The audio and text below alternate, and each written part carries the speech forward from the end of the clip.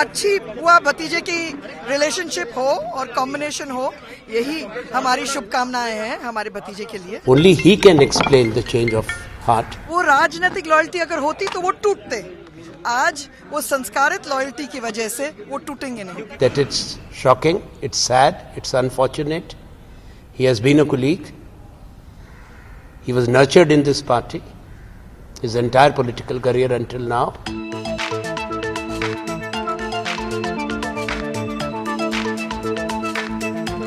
श्री ज्योतिरादित्य सिंधिया जी युवा, ऊर्जावान और कल्पनाशील मस्तिष्क के धनी नेता हैं। राष्ट्र की सेवा के लिए, जनता की सेवा के लिए उन्होंने भारतीय जनता पार्टी को चुना है। मैं उनका भारतीय जनता पार्टी में हृदय से स्वागत करता हूं। आनंद और प्रसन्नता का दिन है, क्योंकि वो हम में से बहुत सारे लोगों के साथ उनके बहुत मधुर और बहुत गहरे संबंध थे। तो इसलिए दुख तो होगा, उनके पिताश्री से संबंध थे, उसके बाद इनसे संबंध रहे, तो इसलिए दुख तो होगा कि उनको ऐसा निर्णय लेना पड़ा है। और ऐसा निर्णय लेने के बाद वो जहाँ गए हैं, जिस पार्टी में वो गए हैं, उस पार्टी में वो सुखी रह पाएंगे नहीं रह पाएंगे, ये प्रश्न मन में आता है। सबका साथ, सबका विकास, सबका विश्वास के मूल मंत्र को मानते हुए, और मुझे विश्वास है कि उनके भारतीय जनता पार्टी में आने से मध्य प्रदेश में पहले से ही मजबूत भारतीय जनता पार्टी और मजबूत होगी, और पूरे देश में भी उनकी सक्रियता का लाभ भारतीय जनता पार्टी को मिलेगा। He was ideologically committed. He had taken firm ideological positions against the BJP, both in parliament and outside parliament.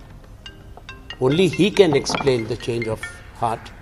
It's not for me to say anything further.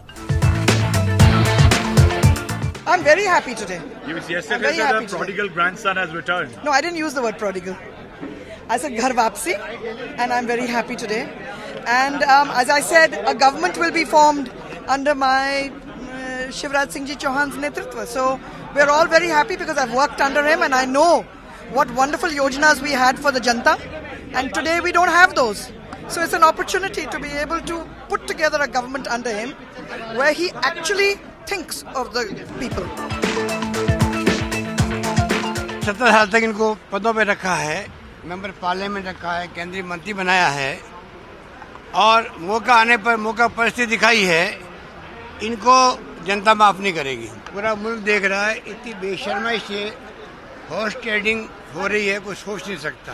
ये पता नहीं देश को कहाँ ले जाएंगे। सर बीजेपी का लोग जो हत्या कर रहे हैं वो सबके सामने है। जो माधवराव सिंधिया के लोग थे वो संस्कारित लॉयल्टी थी, वो राजनीतिक लॉयल्टी नहीं थी।